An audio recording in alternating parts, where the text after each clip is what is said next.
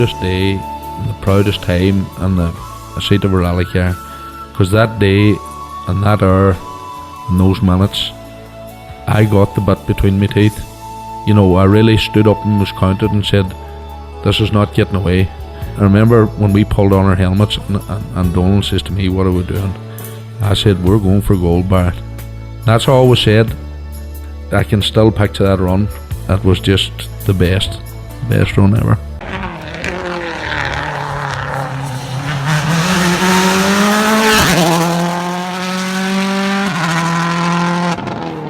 Welcome along to Krunching Gears. Let's talk rallying, the Rally Podcast, episode 31. Connor, once again, you're very welcome. Kevin, thank you very much. Delighted to be here.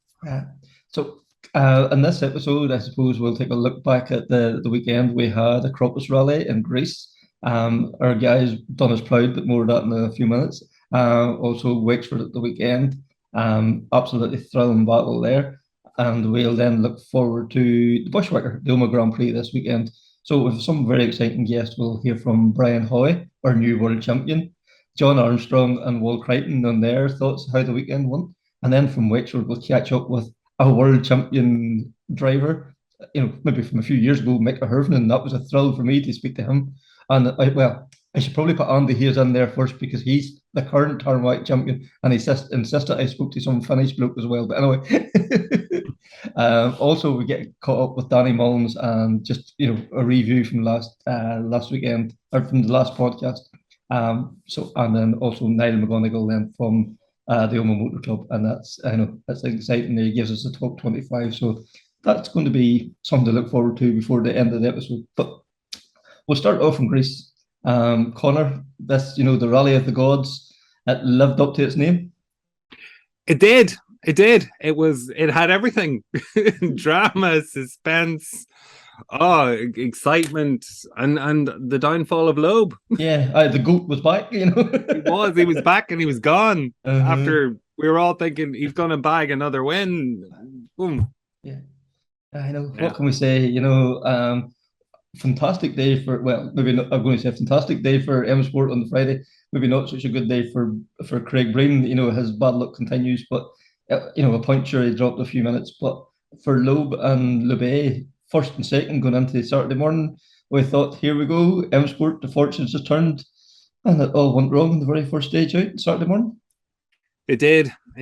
Alternator for Loeb, couldn't do anything about it. After the first stage on Saturday morning, Lube, what do you call it, then had his own issues and punctures and stuff, and then the privateer rally won. Jordan Sedaris, is it? His car then packed in as well. And then later in the weekend, Gus Greensmith had issues. So it really was there was so much riding on this for M Sport. There'd been so much hype and so much talk coming into Greece, and I suppose because of the last couple of rallies, there was that much emphasis on what Loeb was going to do for them, and they were targeting to, a win and a second or a third place, and it just fell apart. Yeah, like we were all so positive after Friday. We thought, yes, this, M Sports back, this is great, and but the talking point of the weekend has to be Hyundai. Like the team we were all writing off at the start of the year, look out at the podium, and you couldn't say they were lucky. It's thoroughly deserved. Luck didn't come into it. That team has turned that car around. They looked at how badly they performed in Kenya, and they got their fingers out and they did something about the reliability of the car.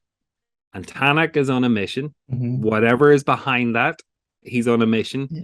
Himself and Neuville are not seeing eye to eye, and one is trying to outdo the other. And with it is coming some great competition. Yeah.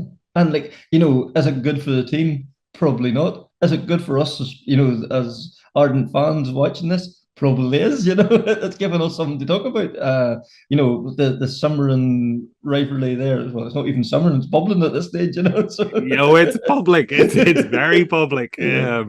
It's nearly going to split that team in two. Yeah. Neuville's happy with the manager. Tanak isn't happy with the manager. There's two camps in Hyundai. And then when you have their head of motorsport has to get in and give the command, with 2 stages to go. Right, lads, settle. Yeah. There's no competition between you. Yeah. And yet Neville still comes out and goes quicker. Yeah. So, yeah.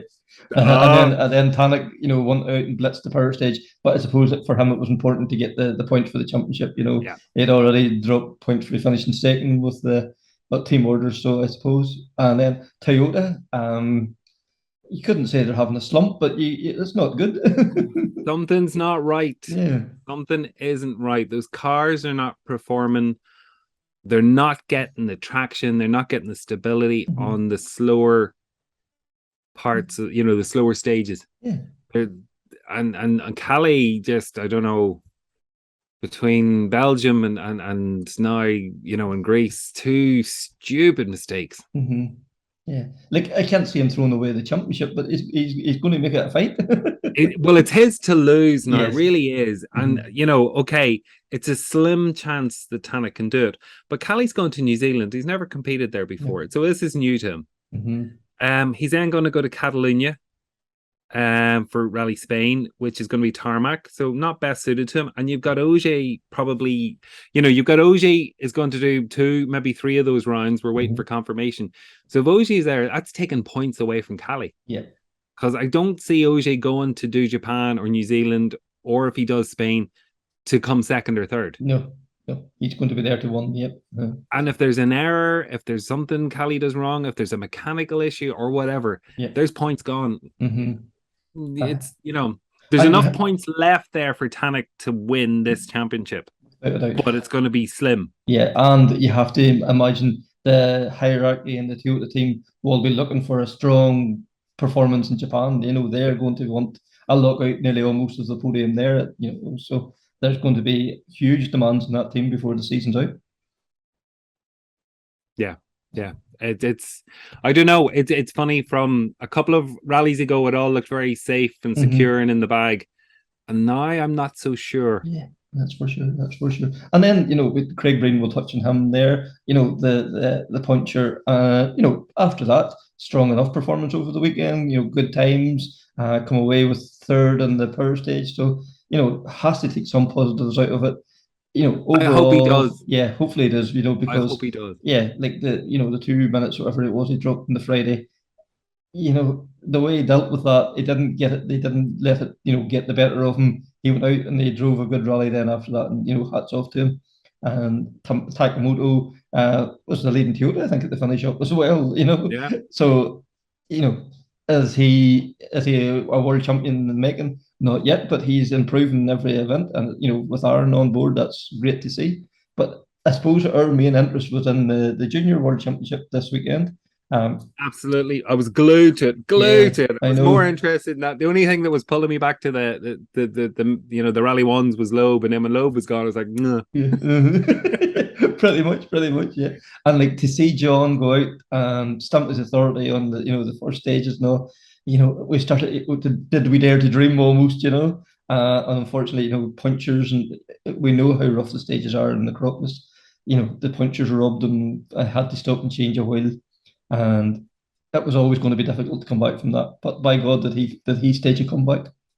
He did. Like, to close that gap from being a minute and 30 he lost changing the wheel to nearly, I think there were 2 minutes behind at one point. And at that, when they finished the power stage, the last stage, he was 17.5 seconds behind Robert Vives. Like, wow. Yeah. Like, we know the talent of the guy. It's without question, the speed, the talent, the determination. It's without question. I would have no fear in saying I think he's one of the most talented guys in this island at the moment, bar none. People can contradict me if they want, but I'll nail my colours to that mast. And your heart had to go out to him after the weekend. What more could he have done? Like, we'll catch up with Brian Hoy here in a few minutes, but like, they talked about it after the event, and they said, "What would you change?" Nothing. They had, they couldn't, they can't dictate when there's going to be a puncher. Things like that is outside their control. The way that they regrouped and come back again, hats off to the guy. Yeah, absolutely. Like, when you think of how far down the field they're running, roads are rough, they're rutted. there's big, chunky, sharp rocks strewn all over the roads. You know,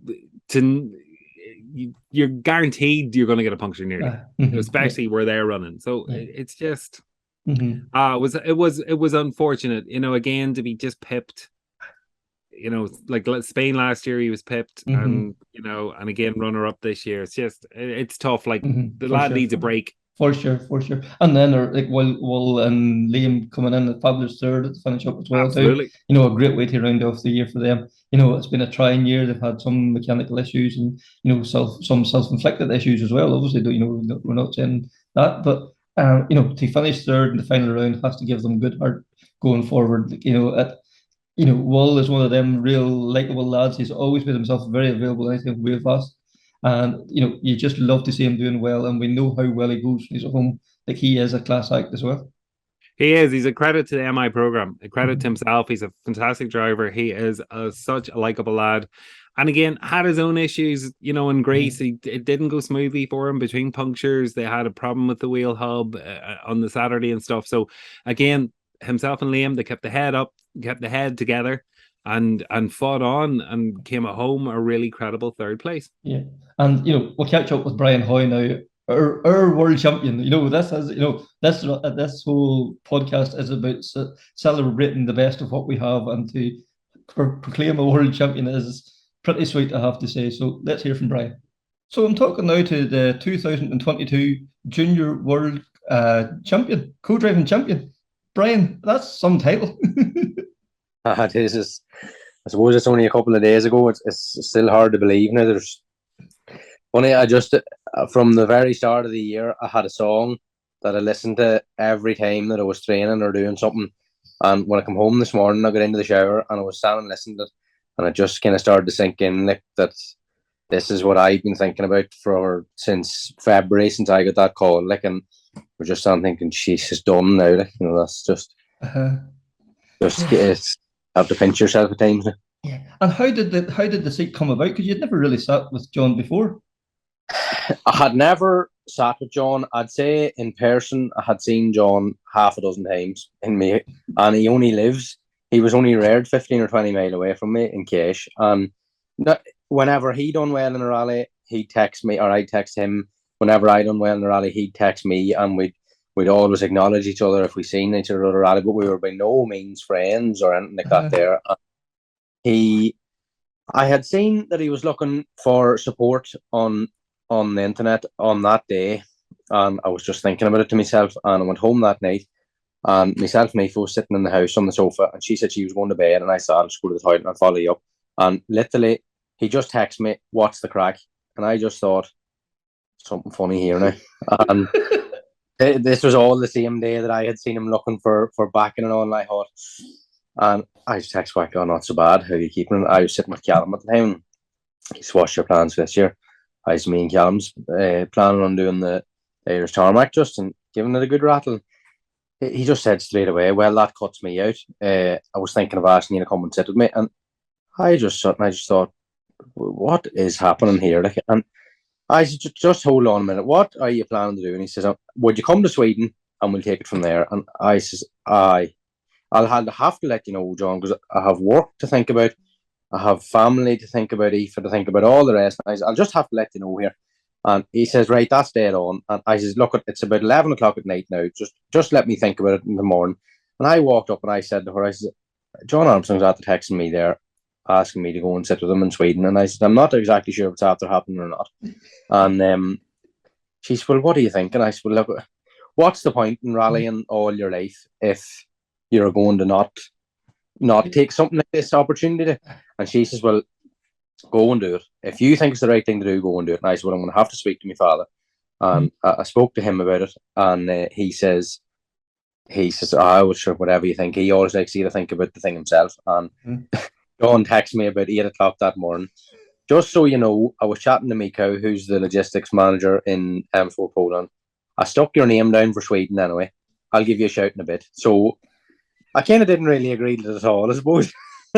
But he knew that I wasn't going to say no. But it was okay. It was just from the very start, like even from that day, he started to text me information through, and I just knew the way that he conducts himself was just, it was something that I had never seen before. I had heard that he was very thorough and all the rest, but it was just something Different gravy different. from what you're used to, like, and that's no disrespect to anybody you sat with before. No That's disrespect, no. definitely not, by no means. But Mhm. the way that it's probably all on his shoulders, the whole organising the whole thing, and he booked the whole flights, and it was just so. And then when we met in Sweden, in the airport in Sweden, we were sitting chatting, like we still didn't even know each other, and I thought this could end up being a quite long week, if we don't hit it off. And we just got chatting and chatting and chatting, and it was just, there wasn't a bad word the whole season. Throughout the whole season, we never spoke one bad word to each other. There was differences of opinion, and we sat down and spoke about them and thrashed them out. And there was times we were tired, and times it was hard, but there was never one bad word spoken. I never heard him speaking a bad word to anybody either. That was, and he never heard me speaking a bad word to anybody either. Like, but it was just amazing, just the way it all worked out. Mm-hmm. And you talked about the way you gelled from the start, like right from the get go. We think of Sweden, you've got the one there, like, so obviously the partnership in the car was working every bit as well as the partnership out of the car. To be honest, and John would probably tell you himself when we did talk about this, one of his maybe downfalls is that he put so much pressure on himself. And he went to Sweden, and I know rightly he didn't know whether I was up or not. And he, there you are. Mm-hmm. He said he didn't know whether I was up for the job or not. And said, look at this time. We'll see how it goes. This is going to be a rally. We'll go and have a bit of fun, try and gel, and we'll go from there. And like I remember, we turned into shakedown. He got a new helmet. The intercom wasn't working. We actually stopped and got it fixed, and we started. He shook my hand to start. He says, "Look, we'll take it steady in here. Shakedown counts for nothing. We'll just have a bit of fun in here, and we'll see how it goes." And I looked through the pace notes before we started. There was 2-minute intervals, and there was about 3 pages in. There was a 4 right, and I thought, well, it's flat out to there. I'll know by we get to that page what the crack is here. And he never let out of her until we got to that. If this is us, I don't know if I'm going to be fit for this or not. We got to the end, looked at the board, and he says, "Hey, we're 4 seconds up on Sammy." And I was just sitting. He says, "Are you all right?" And I said, I think I am. I had never went, like, he was completely backways going into some corner, setting the car up, and it was just, I never seen anything like that on a loose surface. Should never rallied in snow even. Yeah. And then we took off. We were maybe 7 seconds down in the first stage. That first stage in Sweden was probably the worst stage we ever done together. We just didn't click. And we came to the end of the, I says, "I know them notes weren't. What do you want?" And he says, "No, they weren't." And we spoke about it at the start of the next stage. I said, "Well, what do you want?" He says, "You call the note the once, and I'll hear it. And if I don't, I'll let you know." And we started that there, and it was just, there was one stage we came to then, and I said to him, if that stage never ended, I'd have been happy enough. It was just unreal. And then that probably set us up for the rest. That being that close, like, it was for 2.3 seconds we won by, like, and being that close, it was just, it set us up for, we kind of knew that we could take anybody then, where we thought, we knew that tight on a Sunday morning in a rally that we weren't going to be feared. That, and even right till the end there, and there was 56 seconds in it going in on Sunday morning there, we still believe that we could do it. Now, it didn't happen, but we weren't, we were it wasn't confident. through like a commitment and focus and 100% belief, I suppose, really. Yep. We had it in our head that we could do this in Sweden. We held off in Sweden from a man that was rare than snow, and we can still do this. Like, and even going into the last stage, we still believed that we were going to do it. It didn't work out, but look, it was out of our control what happened. Like, yes, for sure. And like, it's a massive commitment to to go and do that. It's not just a matter of turning up in the event and going, like, you have the week before it. It's it's all that work that goes into it we don't see. It completely changed the way my life operated. Like, it just, before that week, we were going out every weekend and we were going for feeds, myself and Aoife, me and the boys. All that just stopped. Like, it was just, everything was revolving around rallying and getting fit for rallying, and every evening after work, reading regulations and preparing for recce's, and look, it's a dream. It's not hard work. It is hard work, but it doesn't seem to work at all. Yes. But it was just changed the whole thing. Like, and all you're thinking about is the next rally and the next rally. It is very easy to get tied up on it and not appreciate what you're doing. And to be fair, we always said that we have to enjoy it, because you don't know when these things is going to end. That's for sure. I remember whenever myself and Callum was doing the European Championship, I remember I used to think, heading away for another week, and then when the lockdown came, I'd have been quite glad to get away. Whenever we went home and there was only 4 people on the plane, including me and Callum, I was quite happy to be on a plane to get away again. Yeah, for sure. And you talk, about that commitment, you have, and them ours, but then, you have a business at home, like your partner, like they have to put a lot of things on hold, maybe definitely. A wedding on or something, she has to go on her own, or, all them things, it's not just a one-man band. Oh, definitely not. You definitely need a lot of people around you. Like, and I have a fella Ben Balfour that kind of runs the place when I'm away, and now we've a great agreement. Whenever he needs away, he gets away. But whenever I need away, nothing's a problem to him. Like, he is often meant to be off on a Saturday, and maybe we get a test before the rally, and no problem, I'll do it.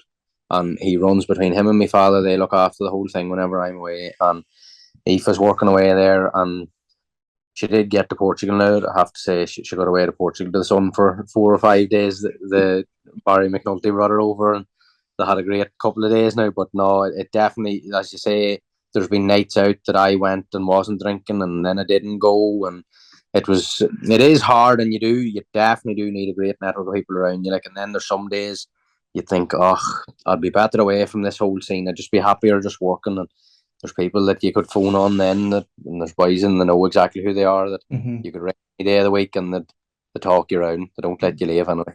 And then, like, there has to be days, like say last weekend, you're, in the Olympic stadium in Greece. Like, that has to be like a pinch yourself moment. Like, we were driving into Greece. We had a mighty man with us there. He joined us in Portugal, in William Aviti. We were talking. John asked me, he did say from the start of the year, we'll manage Sweden and we'll manage Croatia on our own, because there's often nights that we go away and stay in a different hotel for the recce and all. And he says that's no problem, but in Portugal, we need to bring somebody with us. And he said, do you know of anybody? And I said, like, William Aviti will be 100% John Armstrong if he's asked to do this. And he was the same as any of the rest of us. He got no money out of it, not a penny, and it cost him money. But he was a great addition, and he was so much help to us. And when he drives us everywhere. We were sitting in the back of the car going down the road the other day, and he's a great man at talking, and to keep him quiet is not simple. But you can tell him something at the same time. If you tell him to be quiet, he'll do it. But we were going down the road to Athens, and it was killing him that he couldn't get talking. And we pulled up at the stadium, and we were in the back of the car, and I just looked out, and I thought, like, this is like something you'd see in the television. Like, there was nobody about then. We walked in, the stadium was empty. We had to do the recce on foot. And I was just kind of thinking, geez, this is mad. And somebody said, there's 55,000 seats in here and it's sold out. It was actually Paul Nagel told us that it was sold out. And I thought, not a chance. Like, it's 4 o'clock now. This stage starts at 8. No way is it. And we went away and took dinner and stuff, and came back, and we went through a couple of stages for the Friday in the car. And they started to play the Greek national anthem, and I thought, there's an awful noise in that stadium. And me and John kind of lagged ourselves in through the back and got in for a look. And the place was packed. There was cameras. There was helicopters above you. It was just, and at the time, all I was thinking about was, what time are we getting in?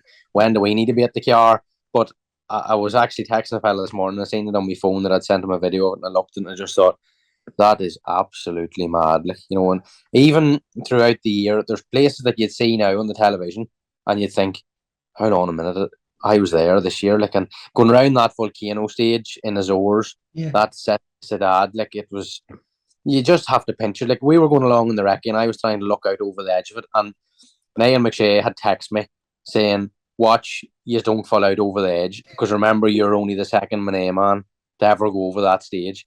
And it's just when you get messages like that there, you just think, Jeez, and like I looked up to him all my life, like, Yes. and then him texting you something like that there, and he was texting me there at the weekend, and it is just a bit mad, the whole thing. That is for sure. And you talk about, the strong team, Wally and Vitty, Barry McNulty, these guys. They had a fundraising night for you there in Cache back in August. Like, that is way over and beyond what anybody should be doing. And they done that because they wanted to be, as you talked about, they were going to be John Armstrong.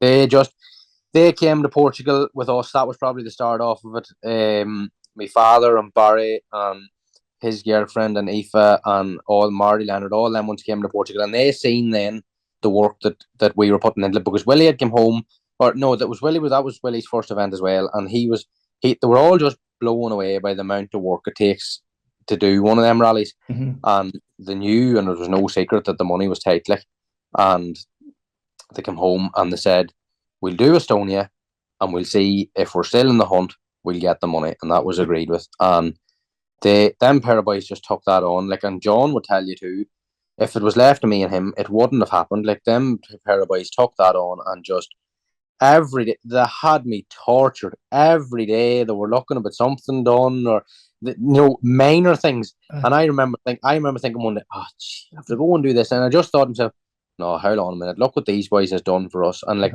they got every single one of them auction items and raffle prizes organised by themselves there was no cost involved. It was just amazing what they done. Like, and even besides the amount of money that was raised, the amount of people that got enjoyment out of that night was just, I was just standing there, and obviously we weren't drinking or anything, and I was just looking around and everybody enjoying themselves and all. It was amazing, and we wouldn't have been in Greece only for that. Like, and I don't think them pair of boys know that, because every time you say to them, you say, oh no, but sure, it had to be done, but it didn't have to be done. Like, it wouldn't have been noticed if it wasn't done. Yes, that's the thing. They used up, them boys is about rallying a long time, and they used up some amount of their favours for us, and it has to be acknowledged. Like, and it was definitely a massive event. It was amazing to stand and see all that going on. Like. We always talk about in this podcast about, the rally family. The rally family took you that night and lifted you up. If you think of like Andrew Nesbitt, Josh Moffat, Alistair Fisher, all them people come there, because they wanted to be there. Michael Dunlop, people like that had no need to come, but they wanted to come and support the family. There was a lot of people there that wouldn't have been noticed if they weren't there. Yeah. But they made it their business to come. Like Josh Moffat and Sam, they did not have to come. Like, and they owed nobody nothing there. Like, and it would have blew. Like, it just what sold it for me was Niall Creighton and Gregory, who has been at every rally with William and Liam out and they're racing against us. Like, and there doesn't be much in it at times. Like, them boys showed up that night, and Niall Creighton put up a great prize and all. Like, and it's just, we were raising money to go and race against them boys. And they were over the moon to be raising money to get us there. And it's just, you wouldn't see it. You wouldn't see it anywhere. But to have them boys along with us out there too was really was like that left. There was maybe 10 or 15 of us. We were calling it the Irish Embassy. Where was we used to stay when we went into the catering tent. Where's the Irish Embassy setting up this morning? And we'd all sit around the one table, and everyone else thought it was great too. Like, we was sitting taking dinner and making each other tea and stuff, and then going out to the stages and going hammer and tong race each other. Like. We've seen that the friendship that developed there between yourselves and Will and Liam. Like, that was a very strong bond. And as you say, once the clock was ticking, no prisoners, but out of the you did seem to be really good, genuine pals. 100%. And like, when Willie, Maviti, and Niall and Gregory was doing kind of like recce feeds and stuff for us, like, they'd always park in the same place, and we'd pull in if we were 10 minutes ahead of Liam and William, or they were 20 minutes ahead of us. They'd pull in and they'd wait on us, and we'd take our lunch together, and we'd go on then. Or if there was a speed camera on the road, or if there was something that Liam wasn't happy with, or something that I wasn't happy with, you just ring him and say, hey, did you see that? And he'd say, no, sure, that's the way it's done. And I'd say, oh, you're right. And then the next day I'd say to him, there's a wee bit there on the road book. Hey, I'm not that sure of that. And then he'd go back and he'd say, Geez, thanks for that. It was amazing. Like, and I wouldn't have knew them boys that overly well before, but it was just having them there, and you do have to just to appreciate all that was done. And we went for dinner at night time, and we used to, like, he'd text me in the morning, what time are you going there in the morning? And we'd all meet there in the morning, and and John and William would be sitting doing recce notes and going through videos and watching the lives, and we'd be sitting taking the tea, and John, like, at the weekend there, John Coyne and all was there, and it was just, it's something else. Like, and Josh McErlane was with him there, and James Fulton was in floating about, and there is, for such a small wee spot, the amount of people that is heavily involved in World Rallying from Ireland, it is it was hard. Like, and it's brilliant, and that's what we like to celebrate that. So, like, come Sunday, you were going in there on Sunday morning, 50 odd seconds behind. You had this belief that you could still do it. Crossing that line and discovering, you fell short. You're the champion, but John's not. That must have been a bit surreal, awkward. I don't know what's the word. It was just like, we tried. The deal we had at the start was, we knew there was 4 runners in the race, and on the third stage on Friday morning, 2 of them retired. So that was, we'd half a chance then, as long as we got to the end. We knew as long as we got to the end of Friday, still going, we'd be all right. The puncture, we changed the puncture in 1 minute and 16 seconds, like, and it was tight going. And I had it in my mind that we'd win by a small margin, and the puncture would win the rally first instead of losing the rally first. It didn't happen, but we still believed on Sunday morning that we were still going to win that. And until we came to the stop car on Sunday evening, we still believed that we were going to win. Yeah. And it was like, he caught my hand and we were going over the finish line, and he held it till we got to the stop car. And then to see them sitting there, and obviously they had the split times when we were going through the stage, and on the roof of the car with the big Estonian flag, and my father and all the boys that was over with him was standing there, and it was just, we sat in the car for maybe 5 minutes, and we just thought, we didn't say anything, there was no speaking. It was just, I knew, nobody else, I don't think any of the rest of the boys knew, but I knew that I had won the co-drivers, but I didn't want to win it on my own. Like, but to be honest, the title meant everything to me, but it was next year's plans that meant more to John.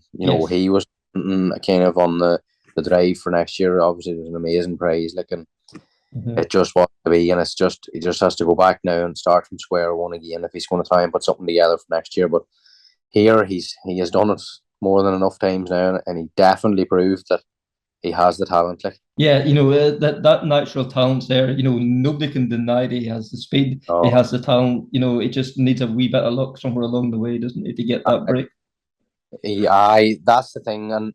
But then he got up yesterday morning. We were talking. We went for a wee bit of breakfast, and I said to them, I said, right, boys, this the day after what we've been looking forward to for the last 2 months, getting. And I says, I know we've one title home. It's only half the job, but it's, if you were getting on the plane tomorrow morning to go back to Greece to do what we done again, what would you do different? And he said straight away, he said nothing. And I said, well, there's your answer. He said there's not one thing. We went to Poland for 3 days to test last weekend before the rally, and it just everything just went like clockwork. And there was a puncture denied us just, and that was it. Like, it was just one of them things. But it was a massive effort, but it just wasn't to be on this time. And it is unfortunate, because out of the whole drivers that's in that championship, he's probably the only one now that has no plans for next year set in stone already, and it is hard to stomach it. Like, yeah, because he can't do the juniors next year. He has to progress into something else then next year. Just very hard to get that money gathered up and to go back to probably the same people that you're trying to back. It is hard to know where it's gonna go, but he's dedicated enough to try it, and will definitely try it. Yeah. But there's nothing organised yet. But here, you don't know what could happen. Well, this is it. You never know. And like, for yourself, you have to take on board that you are a world champion. Nobody can take that away from you. Like you talked about it, in February, you had a plan to do the Tarmac Championship with Callum. Now you're a world championship. You will go and you will get a trophy with, whoever becomes champion at the end of the year, whether that's Kelly or Tannock or whatever, you will be up on that stage. Somebody said that to me yesterday, and I remember in 2004 when Niall Mc won the world title.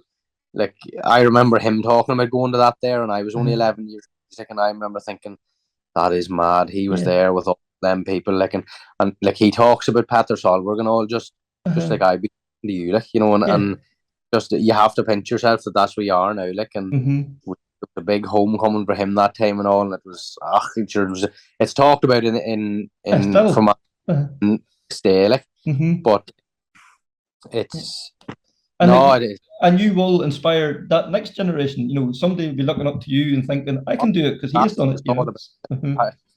I have a wee brother there, and he just thinks that this is amazing. And there's not only him; there's loads of people that would be ringing me there and chatting to me, and it gives me as much satisfaction doing the thing myself as going to help somebody else or trying to put somebody, you know, to help, because Paul Nagel helped me a lot, and a lot of people that didn't have to help me a lot. I remember I sat in Portugal when we done the first rally, me and Callum, the first WRC, and everybody was there. Meek was there, Sordo, Breen, everybody was there in this holding tent before the rally. And Nagel out of the crowd and walked over and sat down beside me. I was trembling with fear.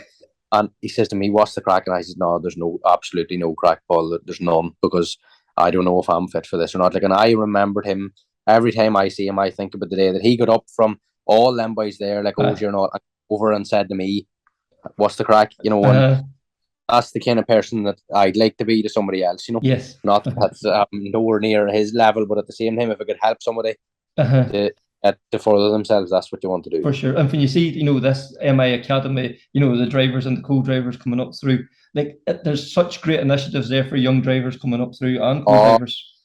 And that whole setup there has just brought everything on. Like, it has just closed the gap between World Rally and an Irish Rally, and you know, them boys there, they've a great structure set up, and if you need to know something, and they give me loads of help throughout the year, you know, and they're giving loads of chances. Like, you look at what Josh is doing, and there's loads of young co-drivers there that is getting chances through that there, and it's definitely a great thing to be involved in. Like, and I have to say, only for them would have left my year a lot more stressful now, and Sean McHugh and John Coynes at every rally, and they're always supporting you and giving you heads up here. And I was actually out standing chatting to a couple of the boys that had come over on Saturday night, I think it was.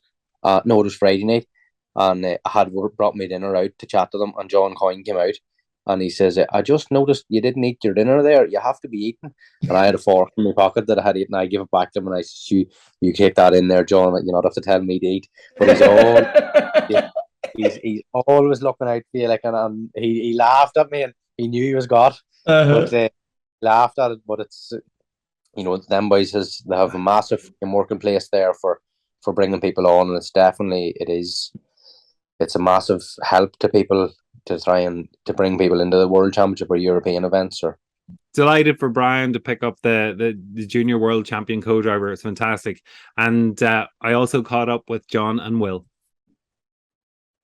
So William, John, thank you very much for joining us. It looked from where I was sitting over the weekend following WRC.com, it looked a very tough, a very rough, a very hot, dusty, difficult event in Greece. How was it, William? How did you find it? First time in Greece to compete? Yeah, the first time for us all, I think. It was really difficult. Probably the most difficult rally that I've done, you know, on the JWRC calendar. I think that was also just because of the heat. You know, at the weekend, the temperature was like nearly 40 degrees. So I'm not sure exactly what it was in the car, but it was definitely warm. So yeah, it was definitely a big challenge. You know, a lot of stages were single use because they got so rough. So yeah, even then on the Saturday when we used some of the stages for the second time, that was quite difficult. But yeah, it was just trying to manage things from Friday. It was a bit like the Portugal thing where you had no service on the first day. So yeah, it was really after we got a puncture on the first stage. It was, I think Liam and I thought it was going to be a long day. I think 4 out of the 5 juniors, or 6 of us, came out of the first stage with a puncture. John was nearly about the only person that didn't. So yeah, it was trying to just get through that, and then after that on Saturday, it was I think it was not as rough, so it was maybe easier to enjoy it a bit more, and you could push a little bit more. But yeah, all in all, it was a really difficult rally. And John, for you, before the event, you actually got to do some testing, which you hadn't been able to do up to now. So like that was great to see, you got a bit of seat time before the event. Yeah, that was really nice, to be honest. I've not got too much testing this year, but I think even being able to do a test in similar conditions is something I've never done too much of. And I would say it's probably maybe the best test I might have ever done, just, working on the setup and finding improvements with the car, and trying to dial out things that I've been struggling with all year. So it was very, very nice to be able to do that. And, big thank you to Igor Wildlack for being able to put that on. And he obviously organized the test, and I was able to use his car. So that was really nice. So that gave us a lot of confidence, to be honest, going into the weekend, that we'd found some good settings with the car, and we'd figured out some things that I was struggling with and made them better. And I just felt very comfortable with the car, and it was doing what I wanted it to do. So yeah, that was actually really nice, just being able to have a better feeling. So and we tested in a quarry, which was interesting, with some rough sections, which obviously we were going to face in Greece too, and it was also quite warm in Poland as well, so that helped them train us up for the rally too. So yeah, it was really nice to do a test, and I think it just shows that the more you can do to prepare before events with testing and setup work and everything, it really helps you in the rally. And the Super Special in the Olympic Stadium with over 50,000 people looked amazing. What was that like? Yeah, it was really cool, to be honest. I've never done anything like that before. Obviously done quite a few Super Specials now, but that was the biggest one, I would say. And the Olympic Stadium was really cool, and the stage was quite nice too. But I opted to go for quite a strategic approach in it, and I basically drove around without sliding the car, just trying to save the tires, because we had to use the same tires on Friday morning. So we'd actually done a really good job with saving them in there. But for sure, it was amazing to see so many people and the atmosphere, and just to be able to even watch the WRC cars before we went in with our Rally 3 cars was really cool. So definitely an amazing experience. And William, John mentioned that the Rally 1 cars. What was it like? The atmosphere, I'm sure it was electric when Loeb got into the stadium. Yeah, it was, as John said, it was really cool to see those cars. And we actually went down to the stadium, earlier in the day to do the recce and stuff. So when we arrived, there was nobody in the stadium, and they were just finishing setting up some things. So it was cool to see it, with no one in it. And then a couple hours later, there was like 55 or 60,000 people in it. So yeah, and then as you can imagine, when Loeb started, the crowd just went crazy, and yeah, it was awesome. So it was, and then obviously whenever we got to ground our cars, there was still quite a good crowd there. A lot of people had stayed on, so yeah, it was nice to get through that, and yeah, not to make a mistake. I think I was pretty nervous going into that one with so many people watching. Yeah, and then John, rally proper on Friday. Unfortunately, a puncture. And I suppose, how did you feel after that? You were, I think, prior to that happening, there was 3 seconds of a difference between yourself and Robert. I'm sure that was just, heartbreaking. Yeah, Friday was a difficult day. We'd no midday service, and it was probably more of a survival day than anything. So, me and Brian just wanted to get through it without doing Super Rally, basically. So yeah, in the morning we had a good first stage. Like William said, I think everyone else had some issues, but we got through cleanly. But then after the first stage, we were just chilling out. It was quite a relaxed road section, so we'd stopped for maybe 10 minutes, and then I just decided to take a wee look under the car, and I could see this fluid coming out of the left rear wheel. It wasn't much, but it definitely looked worrying. So we took it off, and then we could see that there was a leak on the caliber.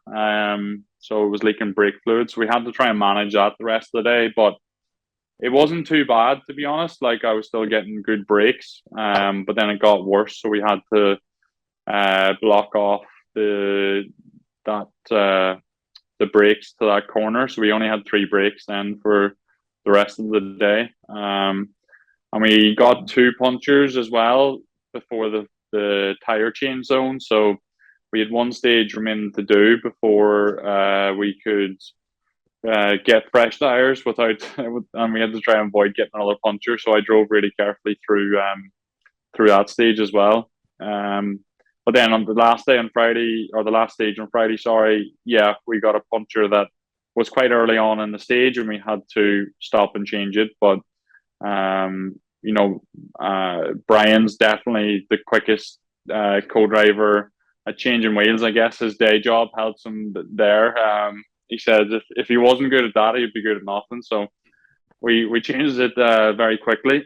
Excuse me, and yeah, we got on the go again within a minute and a half. We had it changed and on the move again, which was really good. But yeah, it was quite bad dust in that stage, and I think then Robert had a bit of our dust, so he got some additional time back again as well. So it meant that we were almost 2 minutes down on him at the end of the first day. And then from that point, I think we obviously thought it was going to be difficult to catch him on pace alone, but we knew that it was still a long way to go and that he could have some issues too. So the rest of the event, well, let's say Saturday morning was maybe trying to stay out of trouble but keeping a good rhythm, and then towards the end of Saturday I started to push more to try and get some time back on Robert, but ultimately he stayed out of trouble, and then we didn't have enough stages to catch him back up.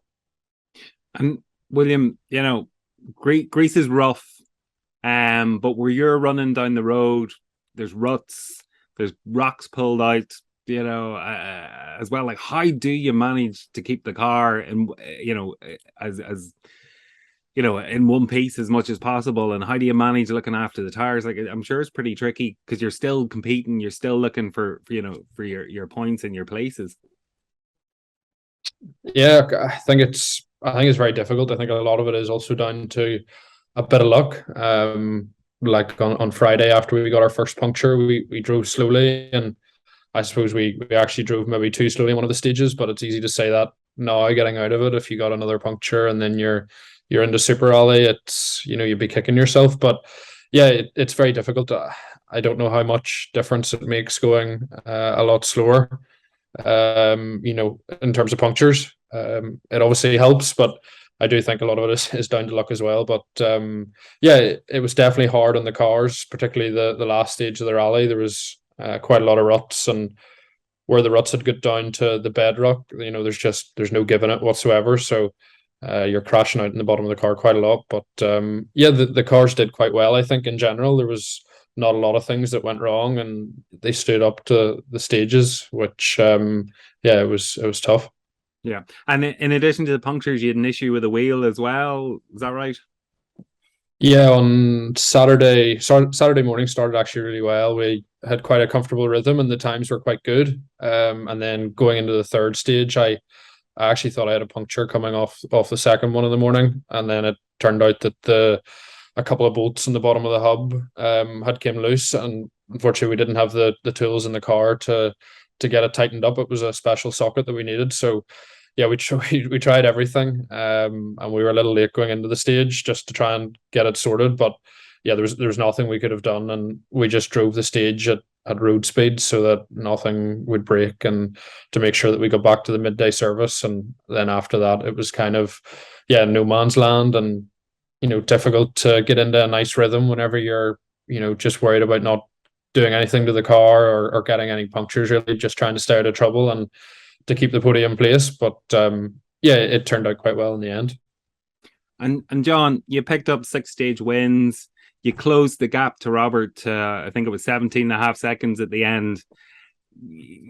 Again, unfortunately this year, close, but just not close enough. How do you feel after it all? It's one of those things, I guess. It's very frustrating to 2 years in a row. I think this year I probably deserved it more because I didn't do a mistake on the final round. It was more down to a bit of bad luck. So yeah, it's difficult, but also in saying that, I know that we had a very good week. We had a really good recce, and myself and Brian were well prepared, and we were really relaxed, to be honest, and enjoying our rally. And yeah, maybe we could have taken it a bit more easy and avoided a puncher, but then we could have been too far back to do anything then as well. So yeah, I think that's the way rallying can go, and we had a bit of bad luck. So obviously disappointed not to be the champion, and we come very close in the end up. So it's frustrating because I would have really liked to achieve a big championship. I don't have any to my name, and it would be nice to have one. So it's frustrating, especially with all the effort we put in to get there. It would be nice to repay everyone that's sponsored us this year, and everyone that helped in the fundraiser on the lead up to Greece. It would have been the icing on the cake to bring the championship back, but it wasn't meant to be. But in saying that, Brian is the co-drivers champion, which is a nice little let's say a bonus from the whole weekend, and he worked really hard throughout the whole year. And also having Willie Mavidi there helping us, he's like a celebrity now in the service park. But we all had an amazing week. I would say it was probably one of the most enjoyable weeks rallying I've ever done. So probably don't really have any regrets, to be honest. It's just frustrating we didn't get the result. And William, you got 3rd place in Greece. When you look back now on I suppose Greece, as an experience itself, but also the championship this year, what do you take away? What's your reflections?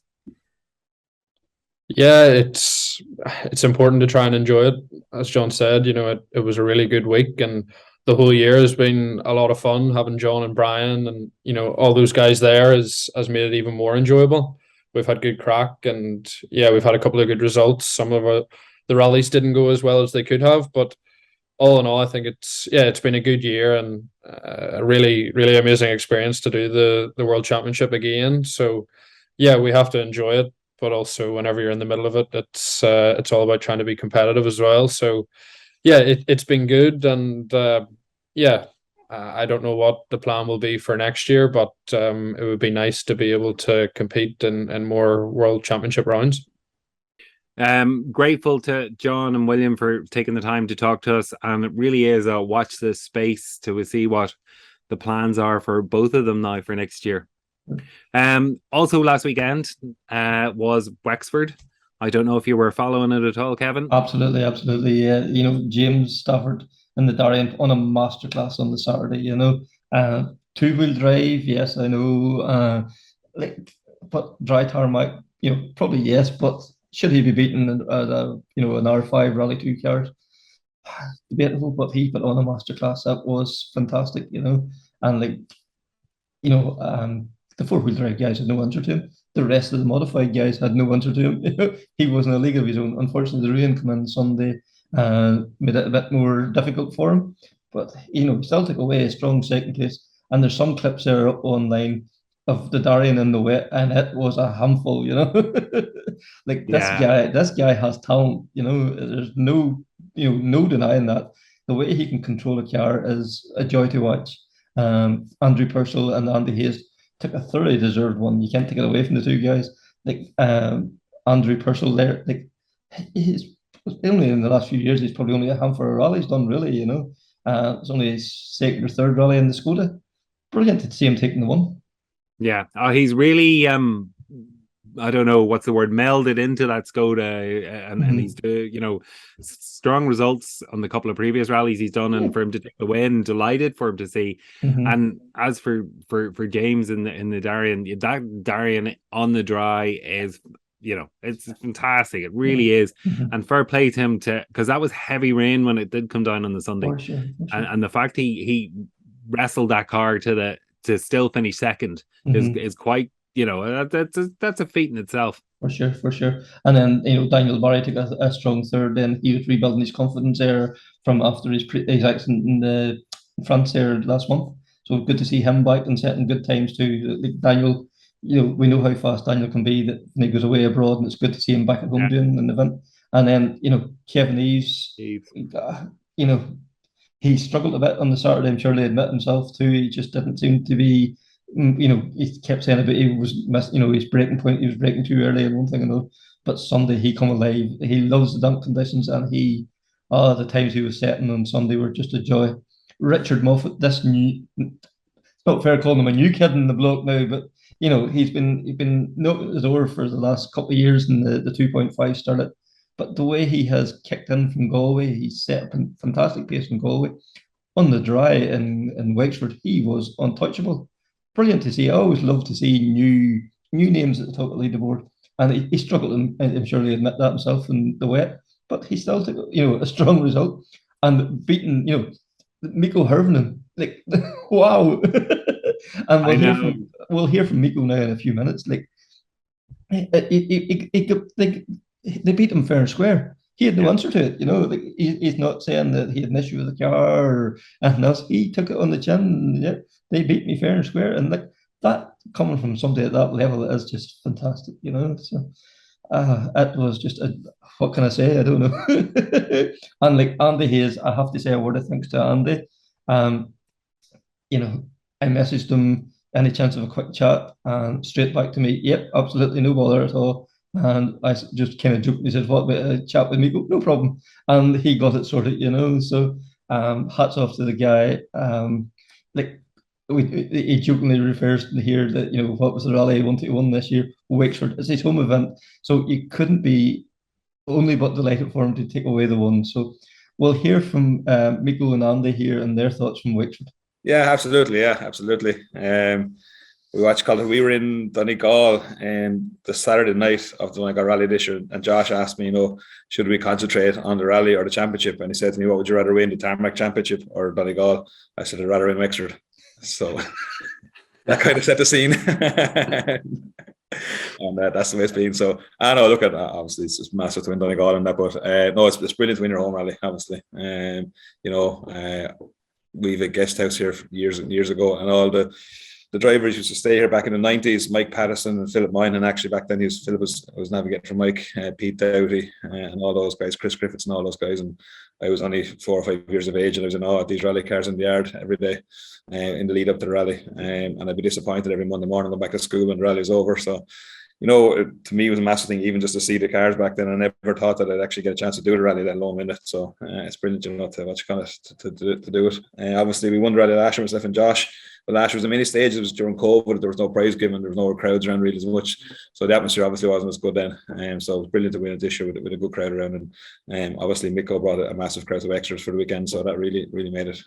Excellent. And Mikko, from your point of view, you've competed across the world, with every rally you can think of in the World Championship. You've been there, and like this man's telling us how good Wexford was. How did you happen to come to Wexford at the weekend? Actually, I don't know how long time ago it was, but I've known Andy for a long time. Like we used to work together for Greg Green doing the safety notes in the past, and I got to know him back then. And just now and then we stayed in contact. And a few months ago, and I don't know where he got that crazy idea. Anyway, like they said that they wanted to have some big shot to come and do the rally, and I don't know why my number was related on that kind of a name. But he sent me a text and asked if it could be arranged. Would I be up to come and do a rally again on Millington Mark II Escort? And yeah, straight away I said, yeah, definitely. If it fits on the calendar, just sign me up. I'm coming. And you talked about a 2.5 Escort. we know here in Ireland how good they are. What are they like, for the likes of you coming over from Finland to jump into one of them cars? It's a beast. It's an incredible machine. I think it's for me it's the best car I've driven. Like it's really handful, but still handles so well with all the power. And I just call it's like a rear wheel drive World Rally car. It's a really incredible car. So and then with the stages like you have in Ireland, it's not easy at all. It's a real challenge, but every stage was really a joy to go with that car. Excellent. And Andy, from your point of view, then, like, this is only your second time sitting with Andrew Purcell. Like, that partnership seems to be gelling really well. Yeah, it's gone well so far. Anyway, a win in a second, so I'll take that. What's called it? Actually, I know Andrew for years actually as well as through doing gravel for Craig as well. Andrew was actually the person that got me involved in doing that in the first place, and I did it with Andrew for a year or two, and then we did it with Eugene Donnelly for a year, I think it was, and then Daniel Barry, and then Mikko. So that was the kind of connection between myself, Daniel Barry, Andrew, and Mikko. So so myself and Andrew go back a long way. We'd always been kind of back and forward. Would he watch call it? Would I sit in for him? And he always said to me, the day you pay an entry fee, you get a seat. And I always say, the day you pay me, you'll get me. So eventually we came to a financial agreement eventually for this weekend anyway. So, we'll not ask who is the better of it. yeah, exactly. Yeah. I'm lucky navigators are getting a bit thin on the ground these days. So he was a bit more desperate this year than he was other years. So he gave me a shout. So he just gave me a shout then before Galway and said, let's do Galway as a warm-up, let's do Wexford. Andrew did Wexford back in 19. He raced James Stafford and had a ding-dong battle for a day and a half, and then Andrew went off. So he always kind of felt it was the rally that got away from him and he wanted to come back and do it. So it meant an awful lot to him to come back and try and win it. And obviously for me, with my home rally, I was mad to win it as well. So it worked well, the two of us were kind of in the same frame of mind. Excellent. And listening to Andrew at the stage end, and especially towards the end, he talked about the calming influence you were in the car. All those wee things make a difference. Yeah. I hope we put up the onboard of stage 15, I think it was, where the two of us, we did more shouting at each other in the car than we did text notes, or he was shouting saying that we're going too slow, and I was shouting we're going too fast. So, no, we were just trying to pace it, and trying to keep our heads right. Obviously, it's been, Andrew said, it's 10 years since he won a Tarmac rally. So it's a big thing, obviously, from Andy. You're just trying to keep him calm and trying to keep the thing right, and trying to make sure that we don't do anything stupid. Like so, there was a good bit of to and fro back and forward, and trying to make sure we got to the finish line. Yeah, and we can't go any further without mentioning the performance of James Stafford on Saturday. Yes, he's a local man, but the pace he was setting on Saturday was a joy. Yeah, absolutely. It was a phenomenal pace, I don't know. I'd rather be in the Skoda than in the Ferrari on Saturday, to be honest with you. We're looking at times going, Christ, I don't know if I'd like to be in that joke, because it's a serious speed, But no, hats off to me. I'm a massive rally on Saturday and on Sunday, obviously, as well. And really, I think it's clear for everyone to see. The only real reason we won the rally was because the rain came so thick and heavy. Had it been a dry Sunday, I couldn't see us taking that time out of or close to it. So he got unlucky with the weather. But to be fair to Andrew, he drove a fantastic rally himself. Andrew's a very, very, very gifted, naturally gifted driver. He's very, very little seat time, and the only place really that he ever struggles really is the likes of the recce, the pace notes, and that kind of stuff, because he's out of practice. But once it gets into actually driving the car, he's fantastic. So what you had there really was two really good, naturally talented drivers race each other, which is brilliant. I think Mikko, we're talking about it on Saturday. Mikko reckon even as well that the pace that Stafford is on is just for a two-wheel drive car. It's nuts, really. Yeah, I think Mikko, you'd appreciate that. You know how hard you were going, and to see the time that James was taking out you, it must be hard to comprehend. Yeah, but I mean, fair play. Like I said earlier as well, I had no answer whatsoever for the boys. Like there was Kevin and Richard, Gary, and James as well with Darian, and then the Skoda boys, and they were on their own league. Like, yeah, I'm for sure getting rusty as well. But like, even like on the third run through the stages where I started to remember the states and I had a bit of a, idea of the car and everything, I was no match for the boys. So they were really going like hell, and hats off for them. They really know their stuff in Ireland, and the level is really high there with on championship and local rallies as well. Yeah, and the car you stepped into, it's a Ryan Loughran prepared car. Before we recorded, you mentioned you stepped into that car, you felt comfortable straight away. That must be great from your point of view, that you don't have to then having to start worrying about setting up car and you have the confidence in the car right from the start.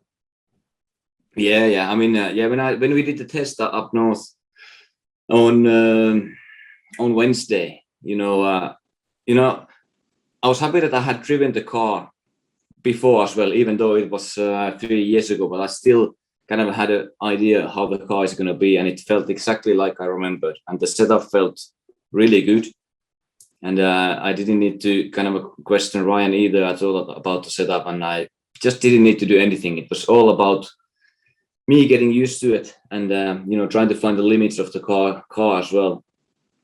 But that kind of as since 2019 I've done only 3 rallies, and that's the kind of you can still drive fast, but you're not like when I make pace notes and then go to the first run, you lose the routine and you're not so committed. So that took some time to get on a pace. But like I said, even on the last run, when everything felt perfect, still quite a bit missing. But other than that, the car and everything was just working perfectly. So there was no complaints about that. And Andy, I know you were helping there with the organisation of the event. I'm sure you want to make a shout out to all the guys there involved. Yeah, absolutely. Yeah, I mean, there's so many. I'm really nervous to start naming names because I'll surely forget someone. But I suppose first of all, to thank Mikko and Jarno for coming over. It was fantastic to have the guys over for the weekend. I never give Mikko compliments too easily, but I give him a compliment to this one. He was an absolute gentleman for the weekend. There was a lot of kids around, a lot of fans around, and he was signing pictures and standing for selfies non-stop for 4 days solid. So myself and Jarno were in great form all together, and everyone was delighted to meet the guys. So thanks very much, Mikko, and to Jarno as well for coming over.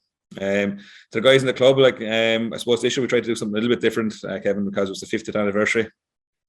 So we ran 18 stages, which is a big ask, and I think apart from Donegal was the longest rally of the year, I think, and obviously ran a ceremony to start in Wexford Town, which we'd never ran anything like that before.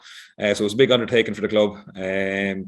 From a position where last year, when the draft calendar came out, I think there was talks that we might only get a slot every second year, and potentially even maybe only 1 day rally. So to hold a 2-day rally on the calendar, and then to have the 18 stages, brilliant to have Mikko over, and then obviously we had Danny Mullins over as well, and doing his first ever rally. I think the team of organisers that were behind it, hats off to the guys. They put incredible effort in. I was never really involved in running a rally before in my life. I've been going attending the meetings and that kind of stuff for the last 9 months at the rally committee, and the work that the guys are doing is absolutely phenomenal. And even their Saturday night, I was talking to a couple of the guys there at 1:30 in the morning, and they're still out on the stage and that kind of stuff, getting ready for Sunday. And the same again last night. Obviously, it goes without saying to the marshals yesterday that. I think Andrew described this as you wouldn't put a dog out in that weather. It was horrendous weather, and all the marshals that stood out there all day in that, it's an incredible job. So for anyone that's listening that was marshalling or volunteering anyway over the weekend, I just want to say thanks very much. We really, really appreciate it, and we're happy that we think the weekend went off without a hitch, and really pleased that it went. Yeah, because I know going through social media there, and everybody that's done the rally at the weekend, full of praise. One of the things that I kept coming back to me was, they run 18 stages, only lost 1 over the whole weekend. That speaks volume for the level of organisation there in the club. Yeah, absolutely. Yeah. No, unfortunately we lost the one due to the weather. There was not much we could do about that. Really, the rain came in heavy, but yeah, the organisation, to me, it felt fantastic. And the ceremony started on Friday. Really made it. And there's a couple of thousand people turned out in Wexford Town to see Mikko and the guys, and it just really had an atmosphere in town. It's something that I think it's important for Irish rallying.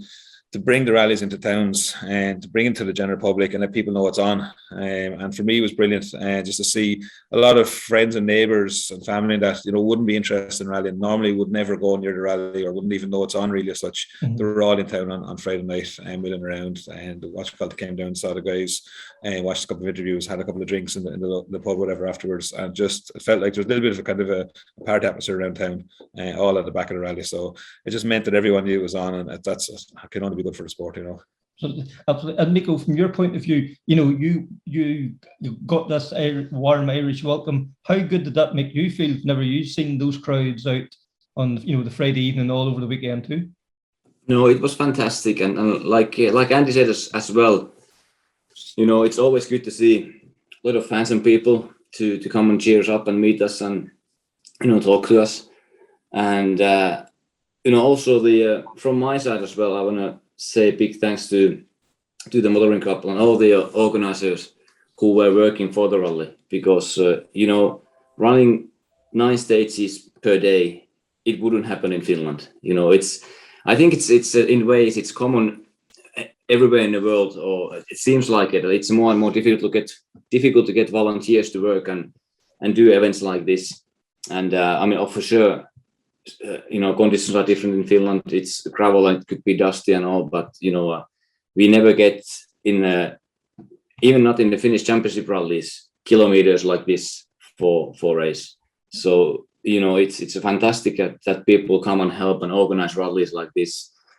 You know, spectators and people can enjoy, drivers can enjoy, have a good time. So you know, it's fantastic that people are still working for it and are so passionate about rallying, and it keeps it going and alive. So big thanks to all of them. It's really nice to see that there is still people and, you know, motoring clubs like that who work hard to give people, you know, enjoyable weekend. Yeah. And, you know, speaking about, you know, other competitors and one thing or another, like, how good does Kevin Eves, Richard Moffat, all these guys all feel today, you know, after competing against Mikko, Hirvonen, you know, in their home stages, like that, to get that opportunity to compete for them must be a brilliant opportunity. How did you get on with the guys over the weekend? Fantastic. You know, they are really, really nice guys, and it's really nice to see how, you know, like we spoke with those guys over the weekend, and they said that, you know, we don't care what happens in the road sections, and everybody are helping. Like we were pushing others if there were problems to start the car, we were helping them to push the car and get it jump started, or you know, servicing the cars between the stages and all this. Like you know, it doesn't matter. We get on the stages, and that's where we fight and we solve the or you know, decide who is who. And you know, everybody are all the time open and helping and talking to each other. So fantastic atmosphere between the drivers as well, and they definitely, you know, deserve to take the kind of a ground from me in a way. I have no shame on that. They definitely kind of showed my place, and you know, really nice guys, all of them. So I was really happy to meet them again. Brilliant. And like Andy, from your point of view, we see the you know, the easy banter between yourself and Mikko. Would you like to compete in the car together and do a rally sometime in the future? Well, sure. We'll see. That might be a long task. Yeah, we might have hatched a bit of a plan maybe over the weekend. I was drunk last night, but I do remember Mikko. So I was hoping. I regret I said that, but you know, we make it happen. We make it happen. Yeah, obviously. Mikko, he probably won't pay the entry fee. I give you half an entry and I'll buy the notes, right? Yeah, no, obviously it would be brilliant. Obviously, Mikko uses Finnish notes. I can barely get the notes out in English, so I'd say that the Finnish might be a bit of a stretch for me. But hopefully there's a small event somewhere maybe where we don't need notes or something like that. Maybe we get a crack out for a day. Obviously, we spent a lot of time in the car together doing gravel for Craig, and we used to have a good bit of crack together. You know, it's kind of he's like a father figure to me. You know, he's obviously that generation above me. You know, so yeah. You're just saying that I'm old. I know. So no, it would be great, obviously, Kevin. So and we had a bit of a chat in the bar last night in Wexford before Mikko left, and I said, you know what, you'll have to get me the car at some point, and I'll have to see if you actually are able to drive or not, or if not, I'll drive and he can navigate.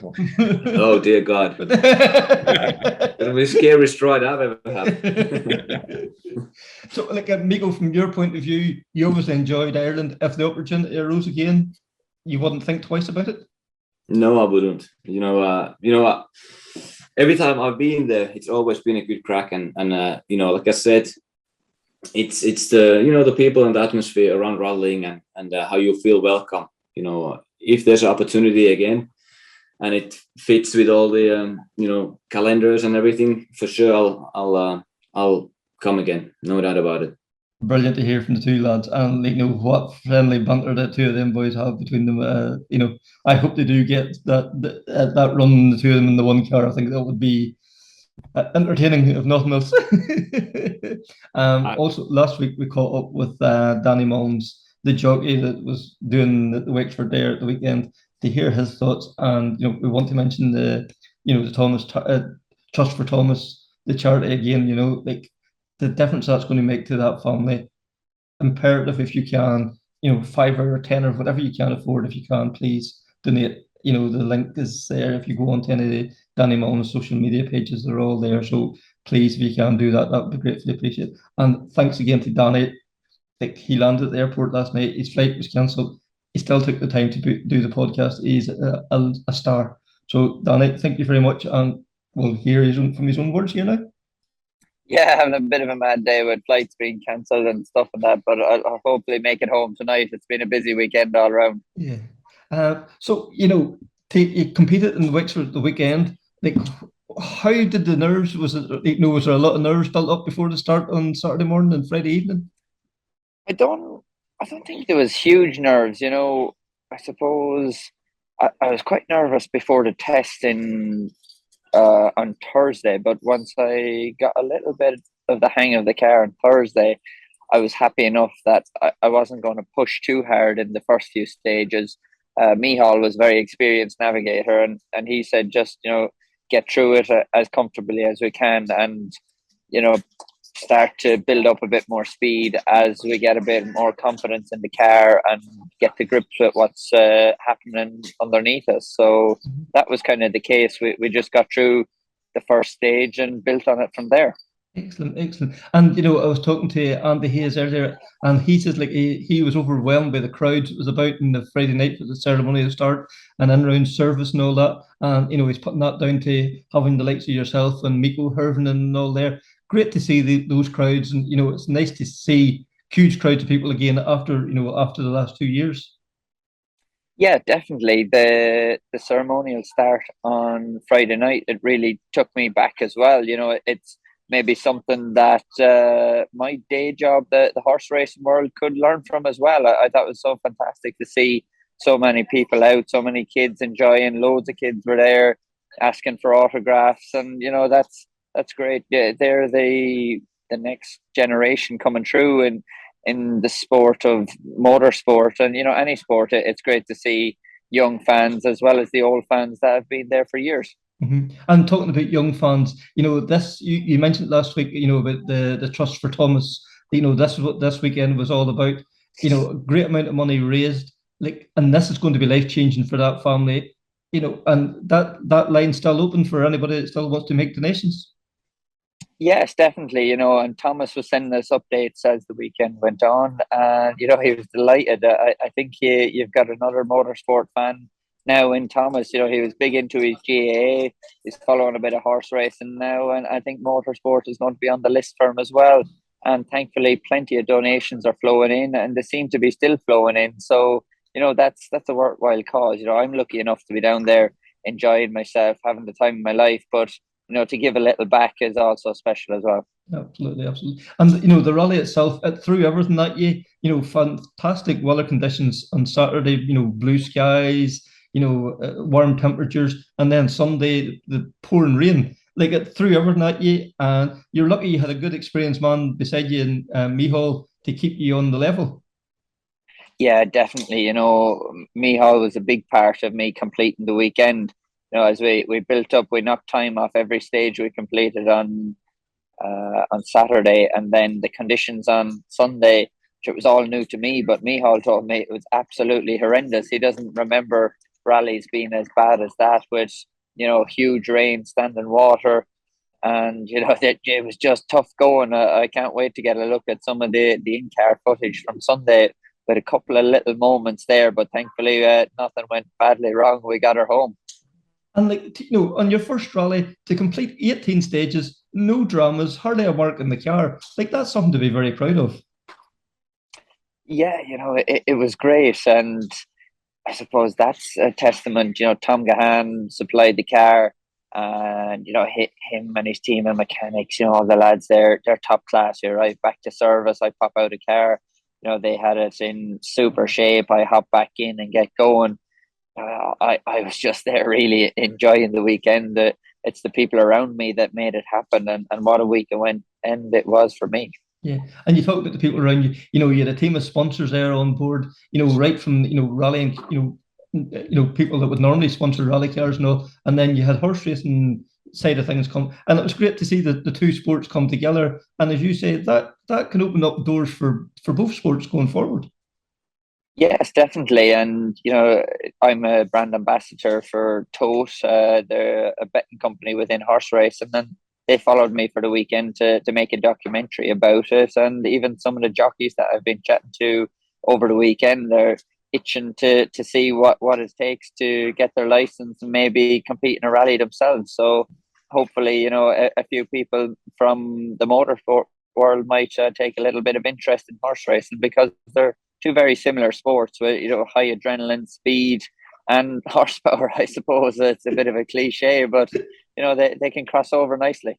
Excellent. And for yourself, can imagine that come Sunday evening, crossing that finish line at the end of the 18 stages, it must have been a fantastic feeling for yourself and Michal in the car.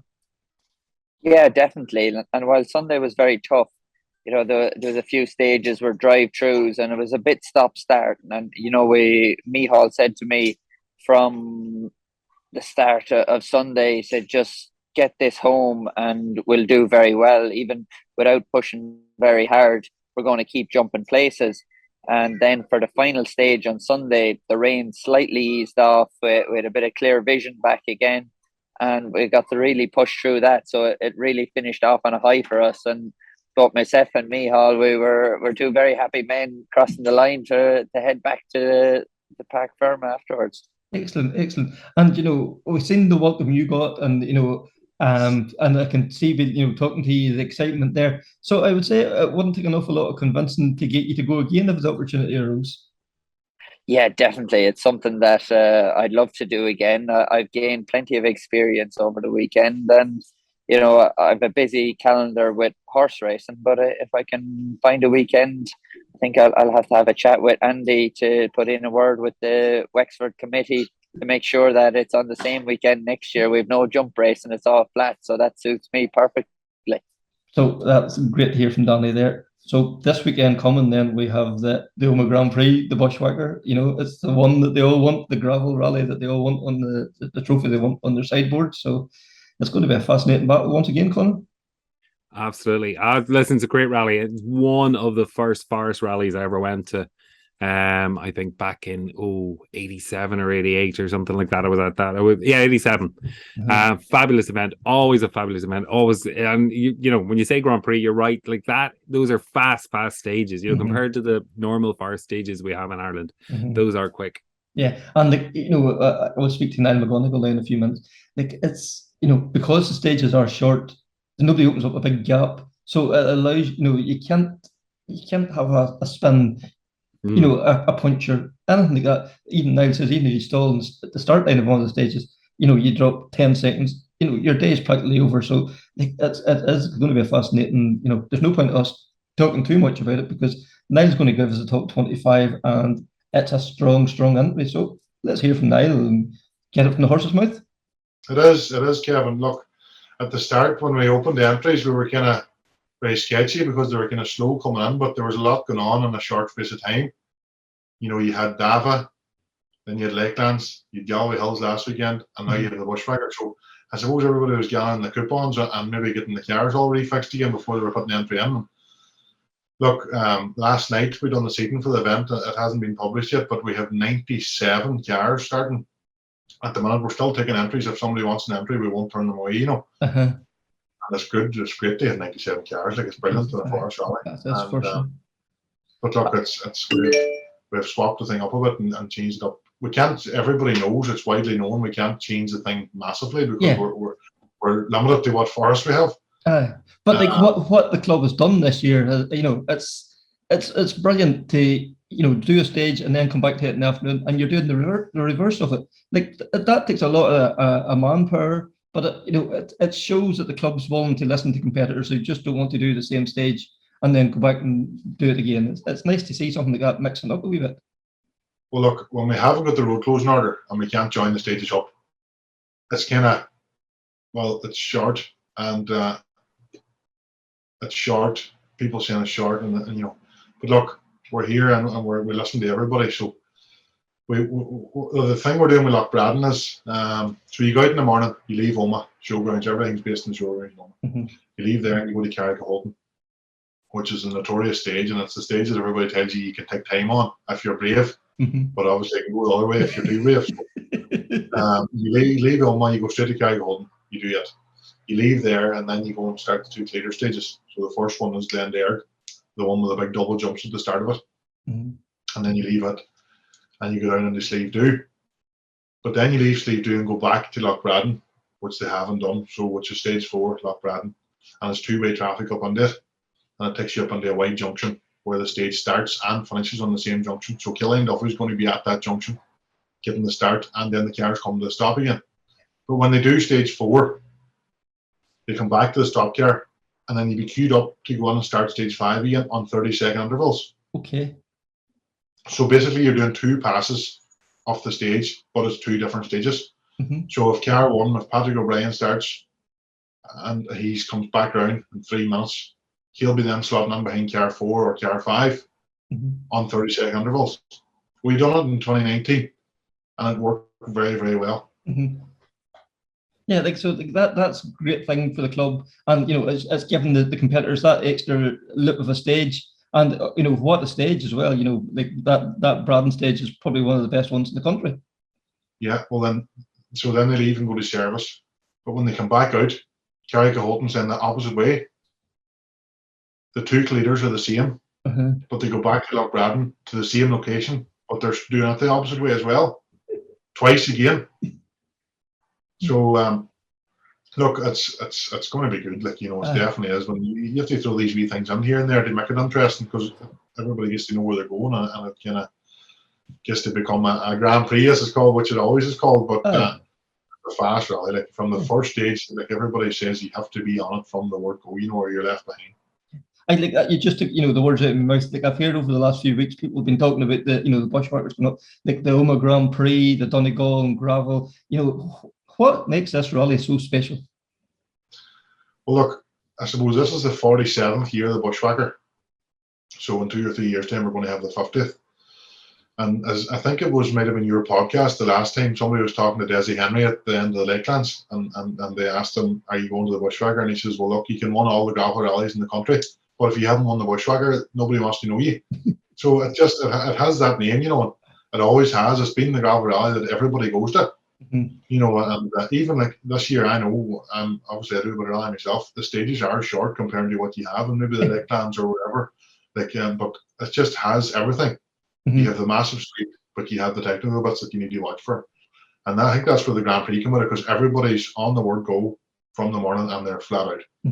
That's where that came out of, you know. And also, like, you know, with the short stages, there's nobody going to take like a 10-15 second chunk out of anybody, so it leaves the margins very small, and there's no room for error, really, is there? Anybody spins or has a soft wheel or a puncture or has a stall on the start line, forget about it. They're not going to win the rally, and that's as simple as that, you know. So you have to be pin perfect, and every wee thing has to be properly sorted before you start and leave service. And then can you give us a kind of a flavour of who we can expect to be there on Saturday? I can. Well, this is exclusive because the entry list isn't out yet. So I'll give you the top 25, and it'll be then released tomorrow evening sometime. We'll let your podcast go live first, and then we can keep the anticipation going until it goes out. So Brilliant. obviously, it's no surprise. Last year's winners, Patrick and Stephen O'Brien, is number one, and they're a Skoda this year, obviously. The man that's on form at the minute, Desi Henry's number two. Okay. He won 5 Mile Town, and he's a two-time winner of the Bushwhacker as well, 2017, 2019. And 3 is Cahan McCourt. He's out in his new Fiesta that he debuted in Lakelands. Jordan Hone is number 4, the man that's fighting for the championship with Patrick O'Brien. And at number 5 is our international man, Martinez Simpsonis. He's back for another athlete. He was second in 19, and it was so close. So he's bringing a Skoda this year. We know how fast he is. I think that's going to make the thing interesting. Now, we always like to throw a cat upon the pigeon, so that's definitely 6 is Conor McCourt, who is going well at the moment. Now, he was third in the Lakelands, great run. 7 is Jason Mitchell, the man that was leading the rally last year after the first stage. He needs to maybe get to the finish a bit more often. You'll not mind me saying that. 8 is another previous winner, Mark Donnelly, in the Fiesta. 9 is Gary Jennings. I don't think anybody knew he was going. I don't even think he knew himself because Andrew went on yesterday. But 10 is another local man, Gareth Munya. If he gets a clean run, he'll not be far away either. He's getting miles under his belt in this yoke. 11, Johnny Leonard, and an R5 Fiesta. Actually, Niall Henry's old car, the right-hand drive one he used. 12 is Keith Power, Southern Forestry man, the winner of the Carlow Rally Sprint. So we're skipping one for 13. So 14 is Derek McGarty, nice Skoda. 15 is Alan Carmichael in the Hyundai. 16, McGarty's actually the previous winner obviously as well. And then 16 is another previous winner, Martin Cairns. And then 17 we have Derek Mackerel and his Evo. And the start of the two-wheel drive madman then is 18 David Condell, 19 Adrian Hellington, 20 Shane McGirr, 21 is Alan Smith, who won the Lakelands two-wheel drive. And local man's want to go well in this one. He's had a great run here in the Evo and his past times on the C2. 22 John Gordon, 23 Mickey Conlon. And we're back to a bit of four-wheel drive stuff. We have Paul Britton at 24 and Sean Devine at 25. And that's not the end of our five. No. Like they do keep going, it's right down the field. Like they might That, get another. that is quality and that's quantity and quality there without that's that top 12 easily you can just pull a name out of the hat and you have a potential winner there. Well, there you are. There, just give me 2 seconds, and there's in the top 15. There's 5 previous winners of the rally. So. There's definitely the top 12 or 13. Anybody could win the rally if things didn't go people's ways or whatever, But it's going to be absolutely crazy because Paddy needs to beat Jordan. For the championship. Yeah, and the rest of the boys want to beat Paddy. So it's going to be mad from the start, And I could even watch because I'm running ahead of the field, and you don't know what's going on. You're coming out on the stages, and you're asking all the boys to stand there. How did you hear anything from the last stage? What's happening? What's going on? Yes. It's hateful for me because I'm normally one of the boys that stand there, and you know what's going on. Seeing that and then just for the casual spectator, where can they expect to see the cars? Like what time roughly will they be in service, and where is service going to be based? That's great. We're running the whole event again this year from the Omagh showgrounds on the Gilly Road in Omagh, just basically on the outskirts of the town. Yes. They'll be there Friday night. Scrutiny starts at 6 o'clock. And it'll be over about 9ish. And then the cars will leave there on Saturday morning just after 9 o'clock. They'll be all leaving there and heading straight out to Carrigahoe. And they'll be back again at service at about 5 to 1 on the day. It's only one service. So they'll be back there about 1 o'clock and they'll be there for an hour. And they'll be leaving there again and back for the big finish ramp again. And hopefully you're going to be there doing the champagne spray. It's probably around closer to 5. Right. So, but look, there's loads of spectator points in the programs. There is a program for the event, and it's going to be in all the shops, all Niall McCullough shops in Omagh, probably from tomorrow morning. So, and there'll be also programs available in the service area. So if anybody's coming to the event, make sure and support us and buy a program, and that's what keeps the whole thing turning. Because that is vital. That for a club's point of view, they need revenue coming in. To make this event happen next year. So please, anybody out there, Nowadays, please. It's taking a lot of money to run. Yeah. You can see the tourist parents cancelled there the last round. It does just mean firsthand, like from 5 minutes on the Bushwhacker, it takes a massive amount of money now to fix roads and stones and mental price. And people ask you, why did the entry fee go up in money? That's easy. That's an easy answer.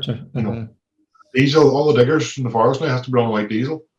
You're going to a quarry to buy a stone from a white, has to run all these crushers from white diesel. That's just getting crazy. And then the other thing, like marshals and officials, they're all there on a voluntary basis. Obey them. Don't be giving them grief. Everybody's there for a good day. Like we have a chief marshal in the club, Barry Rumble. And I don't think if you went to pick a better man, it's not possible to get him. You couldn't make a better person. A chief marshal's went to round up all his marshals and get his team ready. We were going out we were out all last weekend setting up. And we went to go out last Saturday morning to the 2 clears and start them and drive posts and get all the hours up. We went onto the stage, and the more we drove through, the whole stage was set up, and there was no word of anybody there. And we got onto the second clear, and it was all more or less set up. And somebody said, ring Barry. And Barry says, I was there last night at 10 o'clock myself. He says, right, all day yesterday. Where do you get people like that?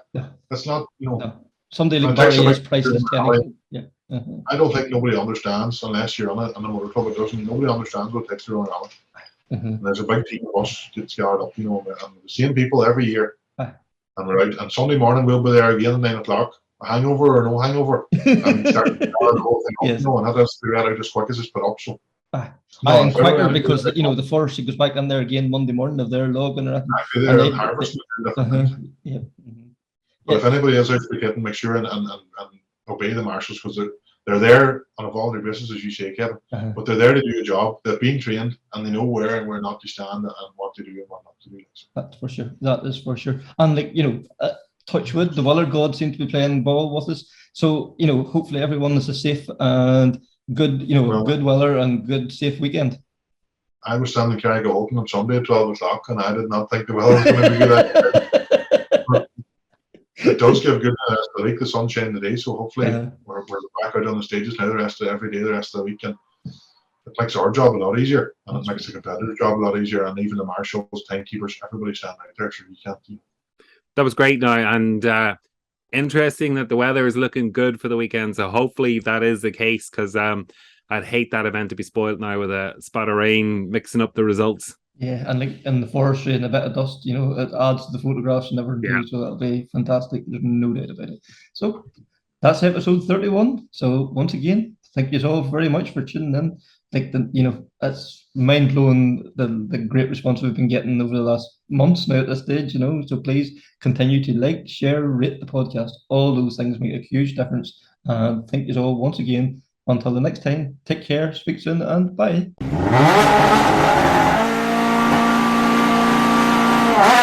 Ah!